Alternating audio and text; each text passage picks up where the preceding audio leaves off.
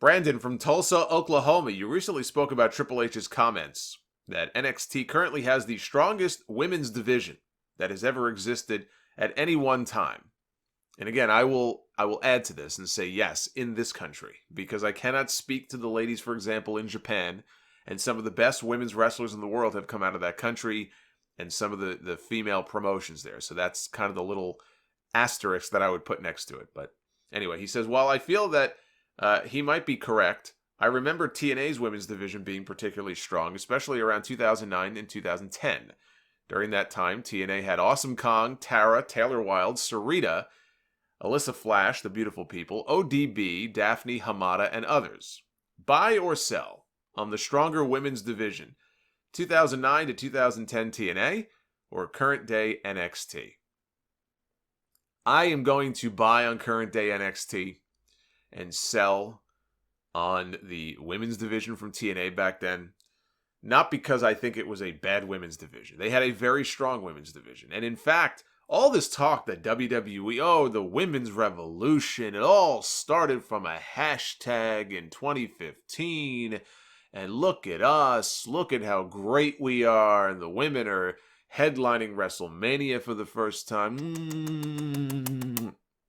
Yeah, good on them for finally coming around years after they probably should have and figuring out that, hey, we could be doing more with our women's division. Congratulations. Reality is, TNA beat them to the punch at least 5 years before. And TNA, a lot of their success during that period, I was talking earlier about women's segments on WWE television now sometimes are some of the higher rated segments on those shows, which is why I think AEW has to really work that much harder to really beef up their women's division, because they could have something, but the division's just not strong enough right now. Back then, I remember reading a similar thing. Impact.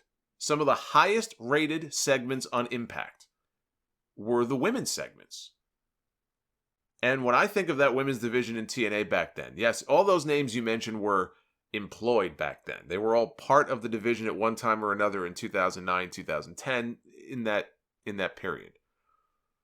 I don't necessarily look back at the Beautiful People as being, they were an act on the show, but it's not like they were carrying the women's division.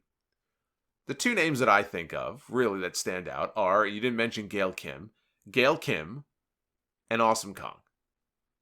Gail Kim and Awesome Kong carried that division on their back. The matches they had, they put that division on the map and absolutely deserve credit for it. Gail Kim has her place in history as far as women's wrestling in the last, I was going to say decade, but this even goes back longer than 10 years. She has staked her place in history as an important player in women's wrestling, and it didn't even happen in WWE. But that's really where this women's revolution, you can trace the roots of it really back to TNA's emphasis on the women. I believe that. Now, it wasn't until many years later that WWE got their act together and all the pieces came together at the right time with Charlotte and Becky and Sasha and Bayley, and they started to go in that direction. But really, it started in TNA.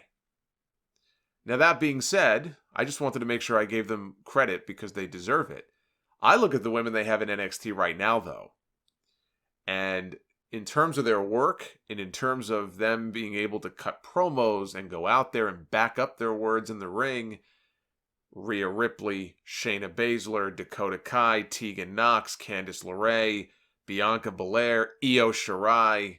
I might even be forgetting one or two right now. These women are some of the best in the world. That's just a fact. And they're all together at the same time in NXT.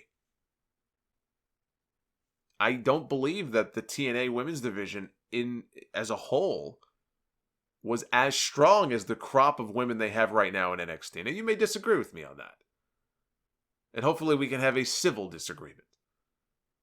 And you may have a different idea of what that means. Oh, it's not just about work rate. It's about personalities. And that's why the Beautiful People were so important. And Daphne was... And yes, Daphne was another one. She was a very important part who was mistreated by Impact.